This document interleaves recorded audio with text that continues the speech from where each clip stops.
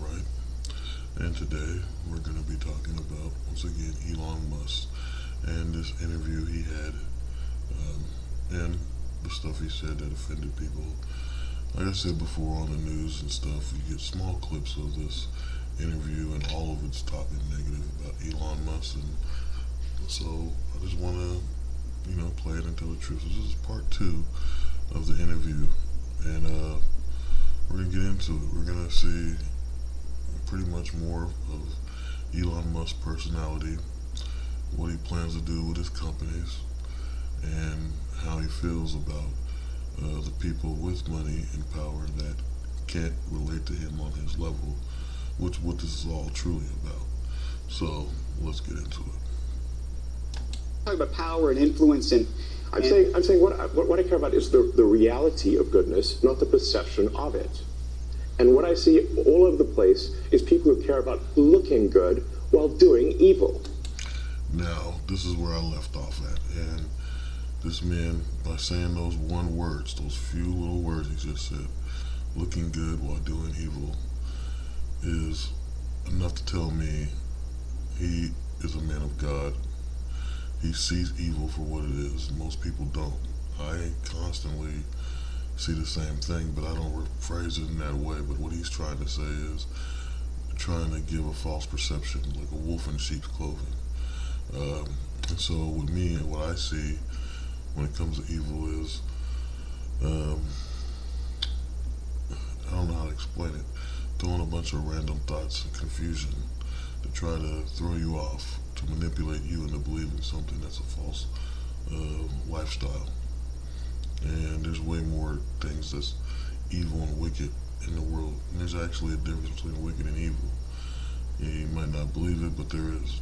Even if there's a different definition of the words. So, but anyway, this is good stuff. This tells you he's truly a good man. Fuck them. That too. Okay. let me ask you this, because I think part of this, by the way, there's some people who said, look, owning X to begin with has just created problems, that you created so many amazing things that are changing our world. And I know you want to make X this fabulous town square free speech platform, but that unto itself, that has created such a distraction of all of these things. This is the conversation we're having. We're not focused, or we're not talking at least yet, and we will. On Tesla, you have your Cybertruck deliveries tomorrow, and everything else that you're doing. But yes, is there it will be the biggest product launch of anything by far on Earth this year. Is there any part of you, though, that just says, you know what? I just shouldn't have done this, or maybe I should sell it, or give it away, or do something else with the X piece of it. Yeah. Given the propensity for some of the things that you do and say on that platform to create these issues. Yeah. There's a long pause there. This is not just him having an interview. This is interrogation in a way by a man he continues to say is his friend. And I believe this because of the issues that's getting him heated. So yeah, go on, explain how you feel, and let these people know. But the sad part about it is ever since he's done this interview, there's been tons of people that have a lot to say about him. And I don't think in any way, shape, or form he would waste his time on any of those people.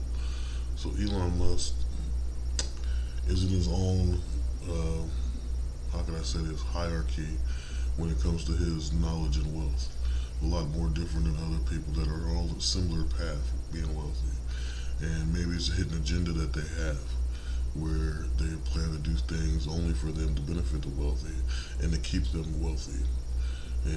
Now, if there was some kind of time period of having wealth and it was able to be handed to other people who might use it in a more respectable manner and a more helpful manner, then mankind might be a little different. I'm pretty positive if a person could go through every way of life, a certain way, then I think a level of understanding would reach a whole new plateau, and people would be able to get along a lot better, and there wouldn't be so much conflict in the world. But because some people grab holds of certain parts of life, they don't want to let it go. it makes the rest of us stay stagnated, as they say, or stuck in a spot where we can't get out of. It's where a lot of people get in life. They get stuck in a certain way of lifestyle, a certain belief system, and they believe there's no other way out. But there is. They just don't try to find it because they gave up a long time ago. But Elon Musk here obviously keeps the fight going. He stays strong. You got to keep on keeping on, and that's what makes him a good man. Of all the posts I've done on the platform, I think there might be 30,000 or something like that. Right. Once in a while, I'll say something foolish, and I have. And I would certainly put that comment, as you said, the actual truth, among perhaps one of the most foolish, if not the most foolish thing I've ever done on the platform. And I did do my best to clarify afterwards that, I certainly don't mean anything anti-Semitic in that. The nature of the criticism was simply that the Jewish people have been persecuted for thousands of years. There is a natural affinity, therefore, for persecuted groups. This has led to the funding of organizations that essentially promote any persecuted group or any group with the perception of persecution. This includes radical Islamic groups. Everyone here has seen the massive demonstrations for Hamas in every major city in the West. That should be jarring. Well, a number of those organizations receive funding from prominent people in the Jewish community. Right. They didn't expect that to happen. But if you generically, right, without condition, sort of fund, if you fund persecuted groups in general, some of those persecuted groups, unfortunately, want your annihilation. And what I meant by that, when I subsequently clarified, is that it's unwise to fund organizations that support groups that want your annihilation. Is this coming across clearly? Yeah. It's coming across to me, Elon Musk, and I'll tell you why.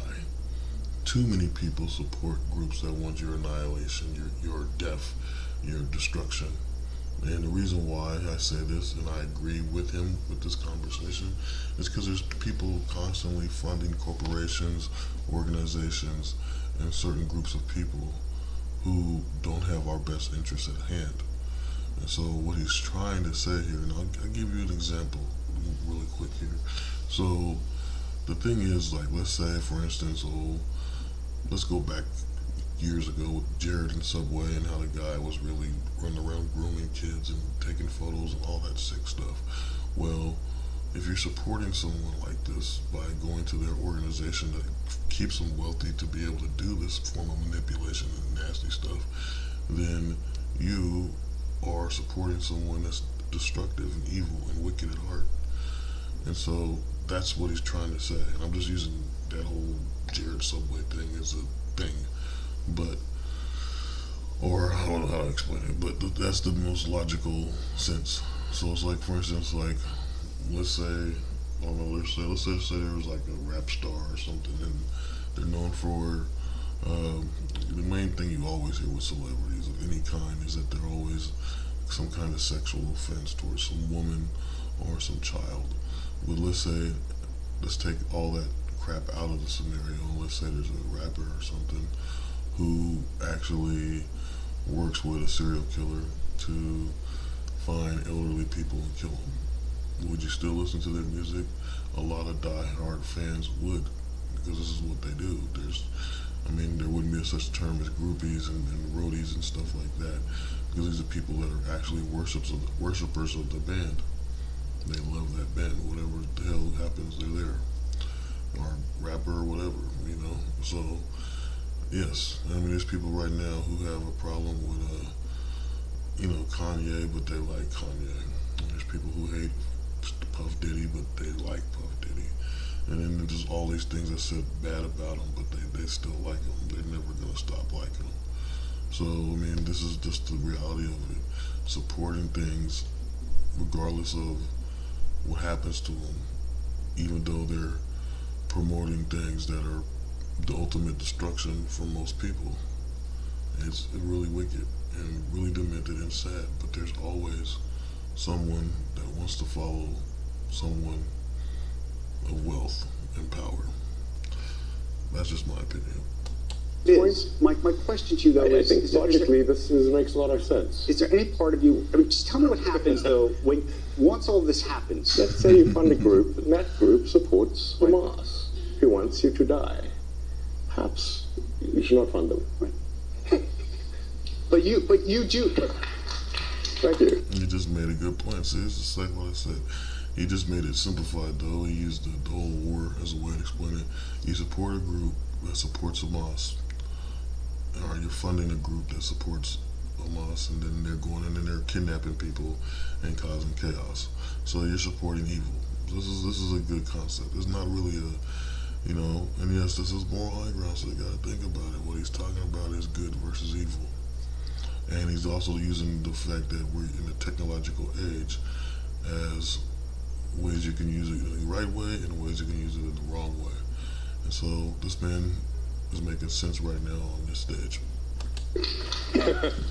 You do appreciate that when you wade into these very delicate waters at these very delicate times, Yes. that it can create a real, I mean, as it created headlines for the past 2 weeks, and economic impact. I'm just so curious what happened in your brain when you see all this happening. I think are you sitting there going, "Oh my God, I stepped in it. I wish I didn't do that"? Are you saying, "Screw them. I hate these people. Why are they after me"? But all of that. Yeah, all of that. I mean, look. I'm sorry for that tweet or post. It was foolish of me. Of the 30,000, it might be literally the worst and dumbest post that I've ever done. And I try to my best to clarify 6 ways to Sunday. But at least I think over time it will be obvious that, in fact, far from being anti-Semitic, I'm in fact philo-Semitic. And all the evidence in my track record would support that. Let me ask you this, though. There are people who say crazy things on X, as you know. Maybe you think they're crazy, maybe they're not. The aspiration for X is to be the global town square. Now, if you were to walk down to, let's say, Times Square, Right. do you occasionally hear people saying crazy things? Yes, but Yes. they're not. But they don't have the megaphone, right? And that's the conundrum. No, Right? They can only say it to the 50 or 100 people that are standing there in Times Square. They don't have a I mean, look, the joke I used to make about old Twitter was it was like giving everyone in the psych ward a megaphone. I'm aware that things can get promoted that are negative beyond the sort of circle of somebody simply screaming crazy things in Times Square, which happens all the time.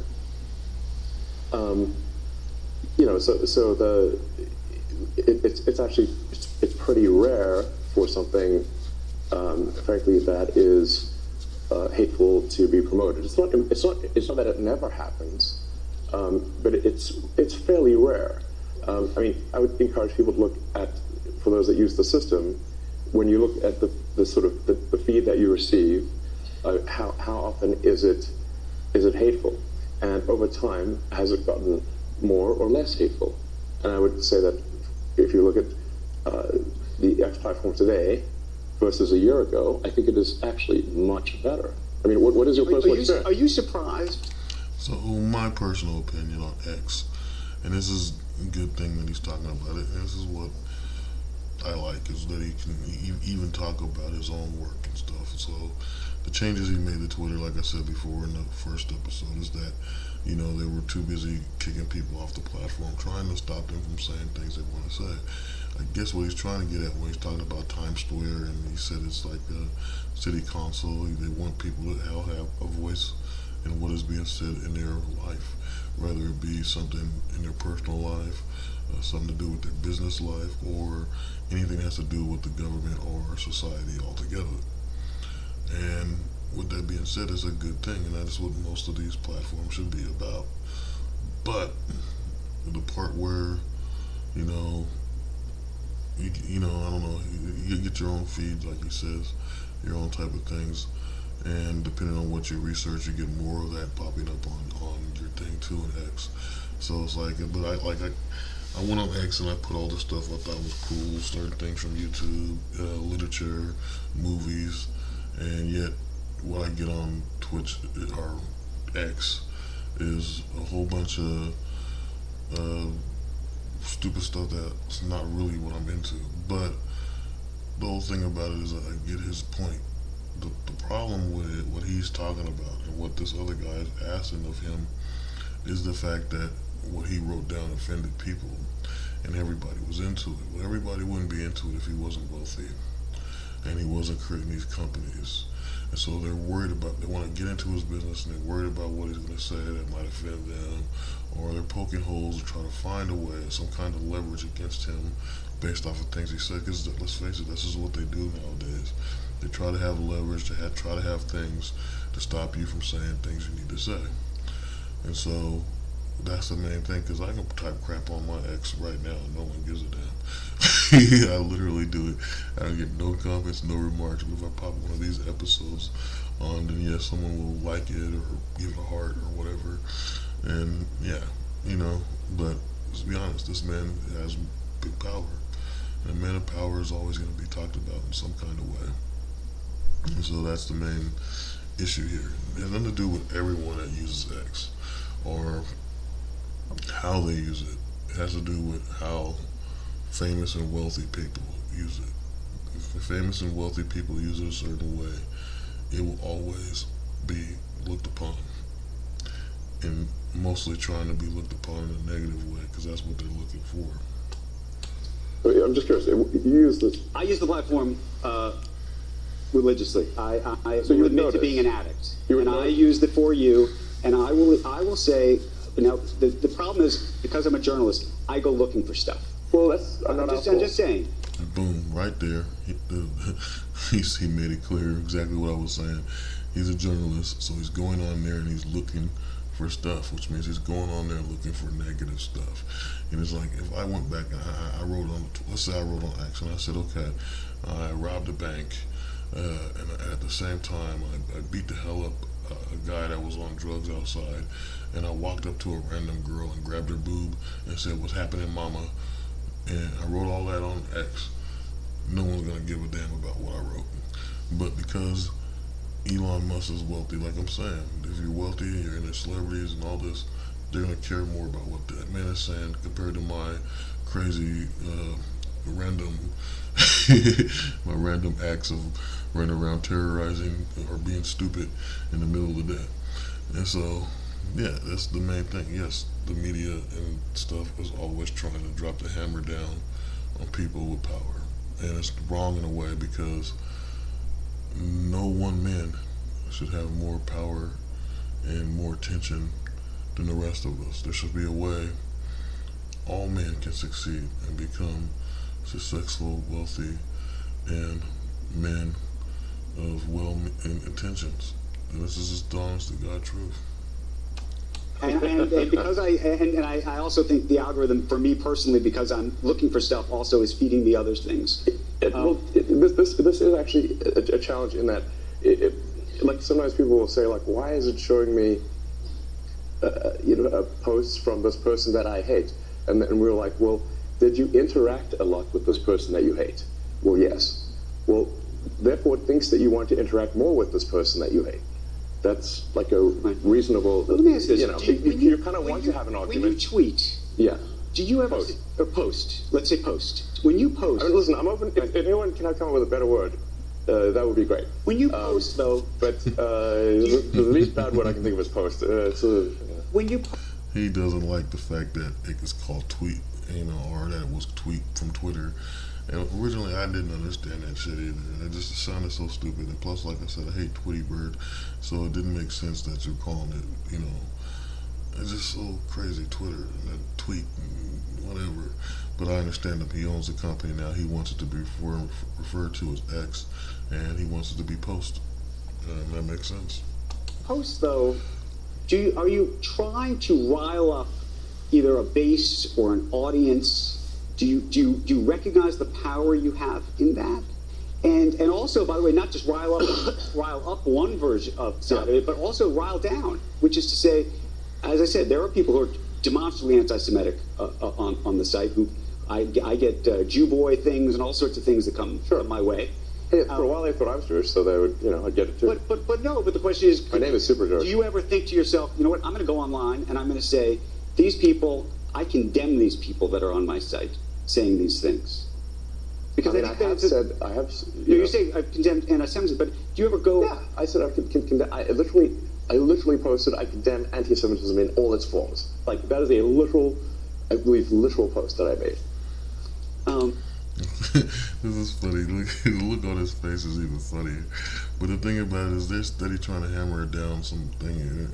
It's like they keep bringing up the Jewish issue. Like they're trying to make it seem like he's a Nazi or anti-Semite, and it's just like, come on, just let the guy do his thing, and see where it goes. It's only been his company for less than a year, I think. Well, maybe a year now, because the year's already over, but, come on, it's like you haven't had enough time to truly judge how he runs this company, and attacking him from all angles all the time. He tries to do something that might be beneficial.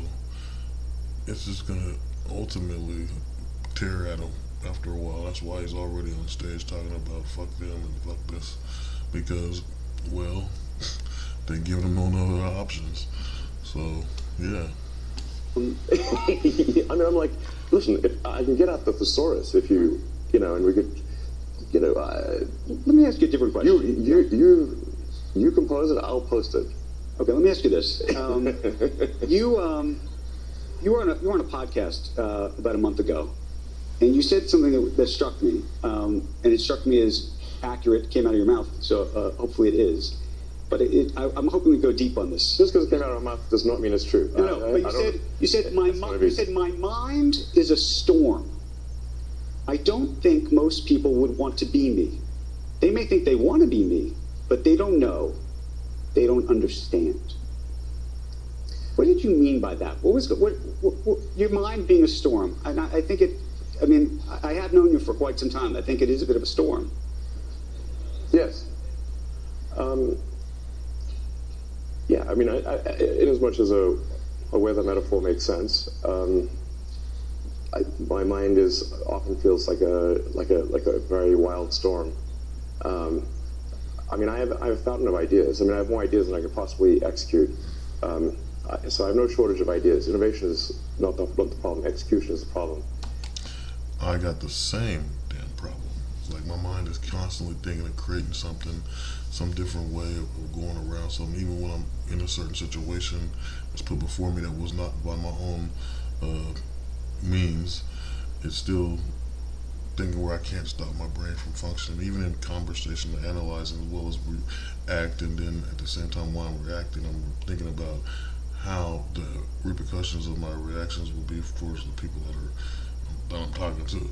So I mean, there's a whole bunch of stuff on top of stuff, and so many things I want to do, but yet not enough time in the day, and you can't get everything executed exactly the way Elon Musk just explained. I don't think this is just a personal thing with him. I think it's people who have good foresight, good creative mind. It's just hard to shut down. And at the same time, it's a man thing, I believe. I don't know, because when you try to talk to me personally, let's just say me personally, trying to talk to women about this type of stuff, it blows them over their head. I done tried it billions of times when I had some kind of girlfriend or whatever. Why do you do this? What are you doing? What? Look at me. It is that. I got to keep my brain function. I got to do what's on my mind. I got to get it off my mind so I can lighten the load. But then something else pops up and bam. So it's just, I believe it's a male thing. And it can happen to the best of those who actually try to follow through with the things that, overwhelm them in the brain. You got to be able to let it all out, and so create what you can. Those that are doing things, it makes them look more, it makes him look more, active to people, but at the same time, it's like, whew, I finally did it. I did what I wanted to do. That's how it feels to the person that created it. Like, oh my God, I got it done. I can't believe it, and you feel this great satisfaction for doing so. And that's half why he's the way he is. He's satisfied that he's got these ideas and they're able to follow them through and execute them and show them to the world. So that's where his pride comes from. If he's saying what he's saying about his mind being a storm, trust me, that's what it feels like. Like, I'll do something, little thing, like this YouTube podcast stuff, and I'll be like, okay, I did that today, yeah. And I got my idea I wanted to do out, yes. Or I draw something, I go, yeah, that's cool, I'm glad I drew this, I was thinking about that. Or whatever. And it makes you feel good, but at the same time, now you can move on to the next one and try to get as much out, like I said, but there's not enough time in the day. Instead of having 24 hours, if we had 48-hour days, that'd be cool. But who knows? I've got a million ideas. I mean, I've got an entire design for an electric supersonic vertical takeoff jet, but I just can't do that as well. I've had that for 10 years. And there's a million things. Is your storm a happy storm? Wow. Crazy. Yeah. It's not a happy storm. No. Tell us about that, because I think that actually, when people try to really understand you, I think that there's a lot of this comes from some other place, and I want to talk. See, right there, it seems like this is what I was saying. They're trying to make him come out with a negative. They want the negative. That's the problem with America. This is the problem with the world. Mostly America, though. You want all the negative stuff because it's entertaining to you. And in some cases, to some people, it's like you want the negative stuff because you feel more happier when someone else is suffering than enjoying them when they're at their best. And this is the worst thing that could ever happen to our culture. I don't know how it changed like that, because I believe it never was exactly like that, where people just always happy that someone else is miserable, suffering, or has some kind of conflict going on. That is the biggest issue right now in our country. People liking negativity and obsessing over it and trying to run away from positivity and like, oh, that's stupid, that's not real. It's not real because you won't let it be. You won't let the positive happen, so you can't get pleasure and happiness in your life because you don't want it to be real. None of it will come to pass, and we will always suffer the same fate of negativity, anger, frustration, death, murder, chaos. And I'm not interested in chaos.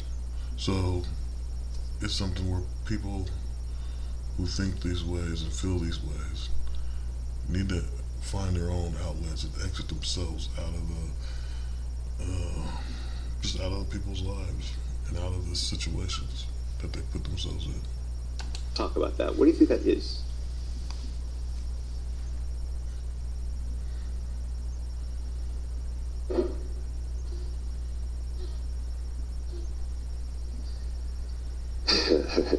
We should be doing like a psychiatrist couch here or something.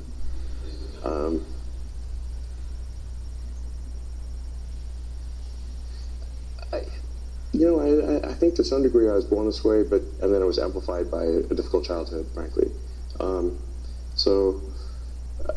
But I can remember even in happy moments when I was a kid that it just feels like there's just a rage of forces in my mind constantly. Now this, productively manifests itself in technology and building things for the most part. So, and I think on balance, the output has been very productive.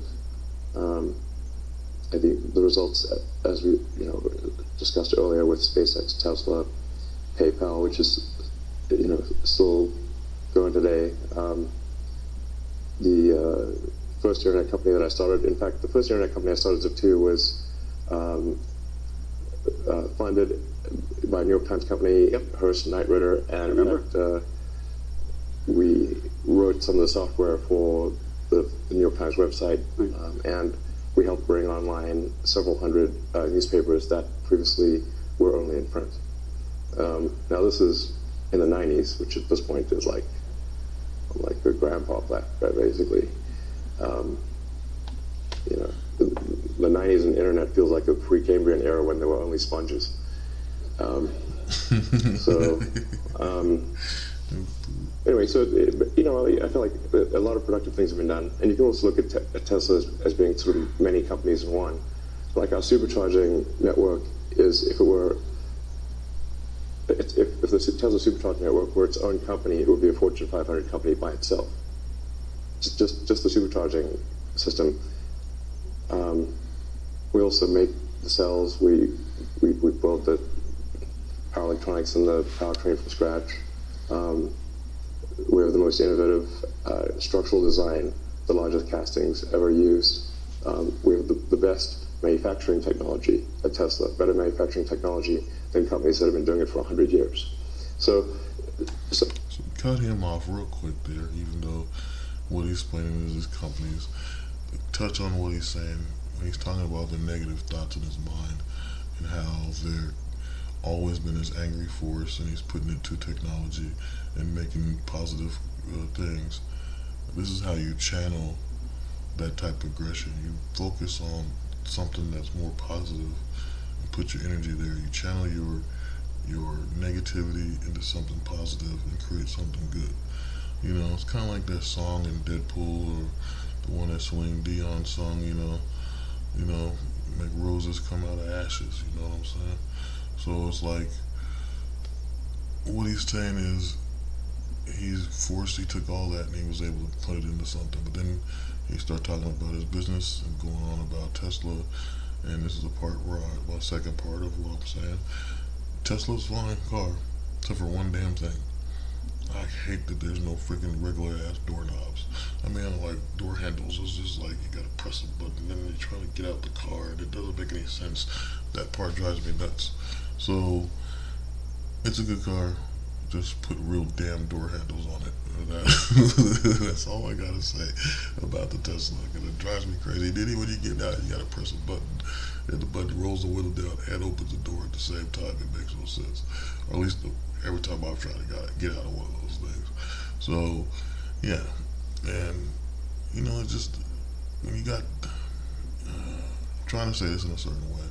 If you got anger and frustrations, but yet you are into something, like what he's saying is technology. I'm kind of into technology a lot too, and a lot of other things. So it's like, just put your focus on these things that you can create, these things you like. If it's music you want to do, make music. If it's like, you know, sport or anything, just go for it, you know, but don't focus on the negative stuff. And anybody that's trying to bring you into a negative situation, you need to leave them alone. A lot of people that do that is mostly in relationships, you know, as lovers and stuff. But when it comes to a friend or someone that you're trying to be friends with, and they're already coming at you weird, you don't like certain things they say, just leave them alone. There's no point in getting too close to them. You know, there's no point in putting your energy and focus into people who don't care about their own personal life. You know, so it just makes more sense to stay on a straight and narrow and positive, and channel your anger and frustrations into your best of creations and likes, and just get rid of the dislikes. Yeah. So these demons of the mind, you know, are for the most part harnessed to productive ends. But that doesn't mean that once in a while they, you know, go wrong. But and this is a question I think a lot of people, you know, are always trying to figure out about, not just you, but sometimes themselves. Meaning, what is driving all of this? You're doing all of these things. Do you think do you think that you would be as successful, whatever success is, if it wasn't being driven by I think that there's something you're trying to prove, either to yourself or to somebody. I don't know.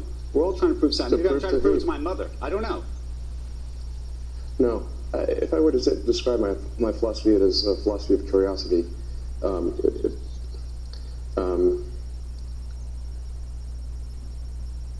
mean, I did have this existential crisis when I was around 12 about what's the meaning of life? Isn't it all pointless? Why not just commit suicide? Why exist? I read the religious texts. I read the philosophy books that, well, especially the German philosophy books, made me quite depressed, frankly. One should not read Schopenhauer and Nietzsche as a teenager.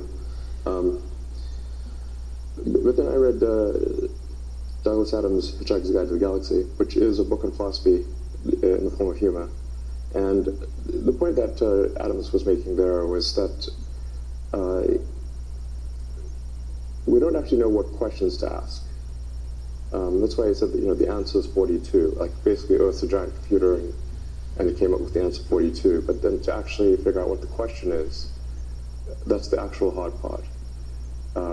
I think this is generally true also in physics. At the point at which you can properly frame the question, the answer is actually the easy part. So my motivation then was that, well, my life is finite, really a flash in the pan on a galactic time scale. But if we can expand the scope and scale of consciousness, then we are better able to figure out what questions to ask about the answer that is the universe. And maybe we can find out the meaning of life, or even what the right question to ask is. Where do we come from? Where are we going? Where are the aliens? Are there aliens? And these questions.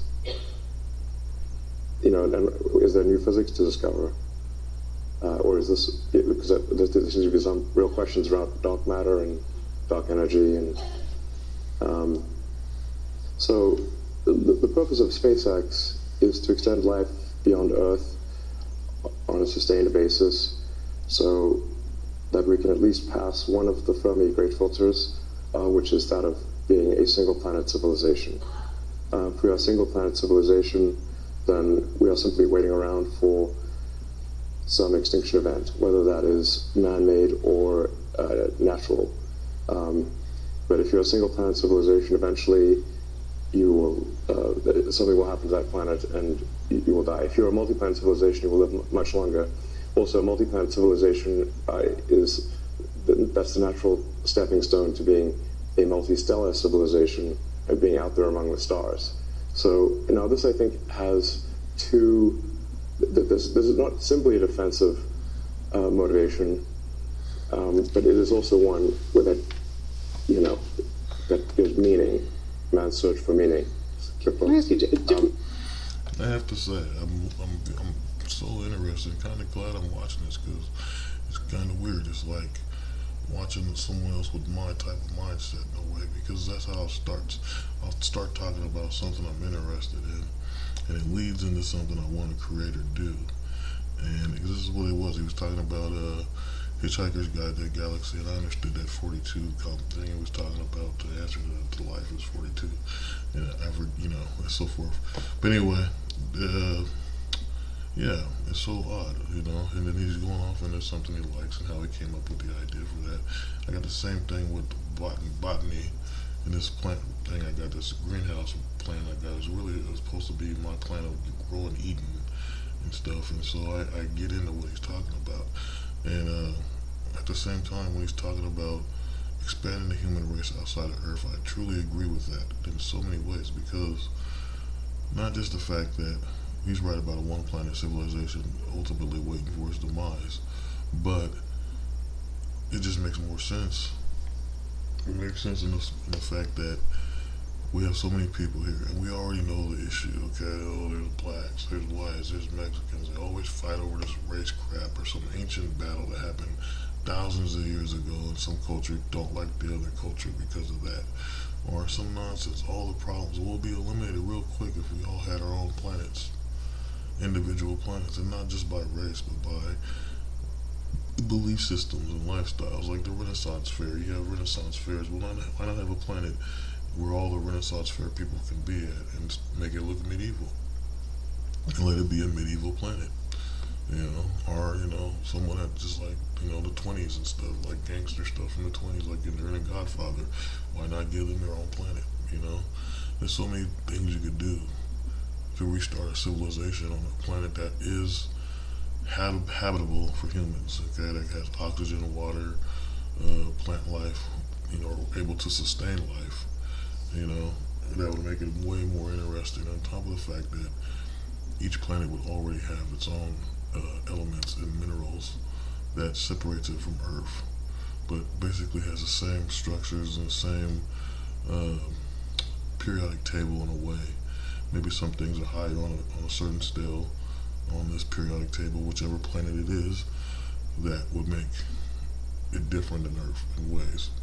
Things are created a little differently, but ultimately still the same, and humans are able to populate and breed. Now, maybe over time, the planet will start to, because the first generation would still be human, from earthbound human, and then maybe somewhere, because right now it takes forever to travel light speed, but maybe in the future when they're able to make light speed a lot easier to get by, get from one place to the next. Like right now we can't go light speed for over 500, billion light speed away type of stuff, but one day maybe you can go in 2 solar cycles from Earth to wherever it is that's 500 billion light speed away. So it's like, what I'm saying is just that the first generation will be earthbound and they have earth minerals and things going through their body because they're made on Earth. But if you have a second or third generation on a new planet, that means that the stuff that's grown on that planet that they're eating and stuff, they're part of the planet, and it's making their biochemical, changes in their body and making them more either grow taller or whatever, grow wings, who knows. There would be some form of genetic mutation, some form of different advancements that makes them no longer Earth humans, but whatever human the planet is. And NASA's always talking about Titus, which is this moon around Jupiter that they say is, and it's been on Nova for, God, I think the first time I seen them talk about Titus on Nova was maybe 1999 or 2000. So it's like been so long that they keep talking about this planet, and I want to see it come to light. I want to see people end up on this Titus planet, which is actually a moon, 63 moons in Jupiter, and I think it was like 5 or 6 of them can sustain life. So it's just an interesting thing, and I'm going off now. See, this is what I'm saying. I can understand Elon Musk. I just don't have the wealth, and no one wants to help me put my projects and get it right, so I'm actually making a good income. It's hard being an underdog. But let me finish this philosophy point, even though it may seem rather esoteric. It may resonate with a few people. We must get past this Fermi filter of being this great filter of being a single planet civilization. And if we do that, we're more likely to understand the nature of the universe and what questions to ask. If you're a believer in the philosophy of curiosity, then I think you should support this ambition. But it's more. Being a multi-planet species is more than simply life insurance for life collectively. That's a defensive reason. But I think also that life has to be more than simply solving one sad problem after another. There have to be reasons where you wake up in the morning and you're happy to be alive. There have to be reasons that you have to say, why are you excited about the future? Like, what gives you hope? And if you're unsure, ask your kids. And I think the idea of us being a spacefaring civilization and being out there among the stars is incredibly inspiring and exciting and something to look forward to. And there need to be such things in the world. See, I agree with that. You gotta have a reason to wake up every morning. You gotta find something to make your life meaningful, and that's the truest words ever to be said. And I agree with that 100%. My reading preferences also are the same, philosophy, and I like Asian philosophy a lot more, better.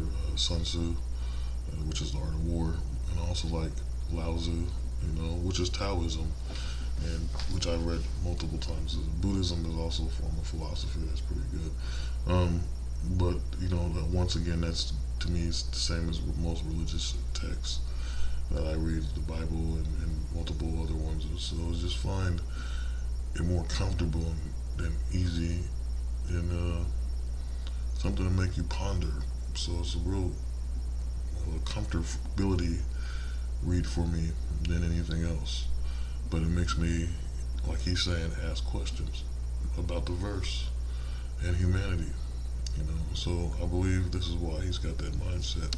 This is where I can understand him. This is amazing, And then to do it well for me, wanting to be like Elon Musk or anything, because that's not what I want to do. But I just feel that they give this guy a hard time that I've been seeing on these news shows. But and I've never seen his interview. This is why I wanted to watch it without watching the crap where they cut it off and just put sections and they make him look bad. What he just showing right here in the way he's saying it is just like I'm kind of blown away. I'm telling you, it's like I didn't think there was most people that think kind of like me in the world, but this is cool. And man, Elon Musk ain't a bad guy, and whatever they talking about doesn't make sense because trust me, with the mindset that the stuff that he's projecting out of his mouth is almost dead on similar to what I be thinking, and I'm not a bad guy, so I understand this man. And if I was gonna vote for anybody that's gonna up here, I'd vote for this man for president of the United States. Honestly, that's where you guys should go, because this conversation he's having is saying he has a bigger heart than any of the politicians, because they're just spitting the same rhetoric. They're trying to get you to believe they're going to do all these things. They have all the money, all the capital, all the power, but it's the same things they keep talking about trying to fix every year after year, every 4-year term and all that. It's stupid. My money and everyone's money should be on Elon Musk. Even though he ain't a president, if you put him in, he will be president. Let me ask you a different question about confidence. We were having a conversation here earlier about people and where people get their confidence from. Some people have great insecurity. Other people have great confidence. And I was thinking about you because you have a very interesting history where people have told you over and over again that you're wrong. Well, sometimes they're right. Well, sometimes they are, but I would say that when it comes to Tesla, when it came to SpaceX, people told you that you were crazy, you were out of your mind, this was never going to happen, this was never going to work. And so what the reason I ask you this, though, is now, when people say you're wrong, this isn't right, do you look at that and say, you know what, that's like a red flag for me, because I've been told so often that I'm wrong that I know that I know I'm right because I've had that experience? Or are there people in your life when they say, you know what, Elon, this is not right? Do you know what I'm saying? No. I think what you're trying to say is that do I at this point think because I've been right so many times for others and said I'm wrong, that now I have to believe I'm right when in fact I'm wrong? You do very well. What do you think? No, I'm right.